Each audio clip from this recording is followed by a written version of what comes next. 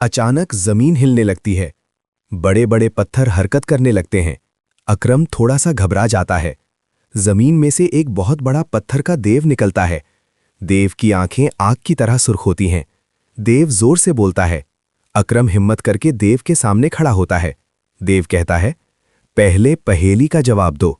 अकरम सोच में पड़ जाता है। अकरम को अपनी दादी याद आती हैं। दादी कहती हैं, मोहब्बत और इल्म बांटने से बढ़ते हैं। अकरम मुस्कुरा देता है। इल्म और मोहब्बत। देव हैरान हो जाता है। देव जोर से हंसता है। देव कहता है, तुम नेक इंसान हो। देव मोती उठाता है। वो एहतराम से मोती अकरम को देता है। अकरम खुश हो जाता है। अकरम मोती को संभाल कर रखता है। अकरम दोबारा कालीन की तरफ जाता है।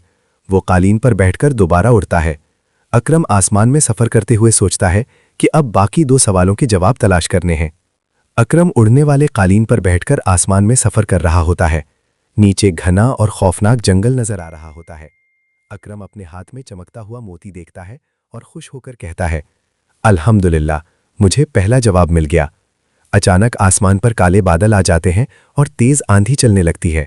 उड़ने वाला कालीन हिलने लगता है और अकरम थोड़ा घबरा जाता है। उकाब के सामने उड़ने लगता है। उकाब बोलता है, ए इंसान, आगे जाने के लिए तुम्हें एक और इम्तिहान देना होगा।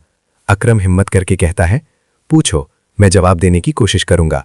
उकाब सवाल पूछता है, वो कौन सी चीज है जो इंसान के पास हो तो वो अमीर है और ना हो तो गरीब? अकरम कुछ देर सोचता है और फिर कहता है, इसका जवाब है सब्र और कनाअत। उकाब खुश हो जाता है और कहता है, तुम वाकई समझदार हो। उकाब अकरम को एक चमकती हुई चाबी देता है। उकाब कहता है, ये चाबी तुम्हें जादुई फूल तक पहुंचने में मदद देगी। अकरम दोबारा कालीन पर सफर शुरू करता है। कुछ देर बाद वो एक पुराने और पुरअसरार गार के पास पहुंचता है। गार के दरवाजे पर एक बहुत बड़ा दरवाजा होता है जिस पर अजीब निशान बने होते हैं। अकरम को उकाब की दी हुई चाबी याद आती है। वो चाबी दरवाजे में लगाता है। दरवाजा जोरदार आवाज के साथ खुल जाता है। अंदर एक रोशन बाग नजर आता है। बाग के बीच में जादुई फूल चमक रहा होता है।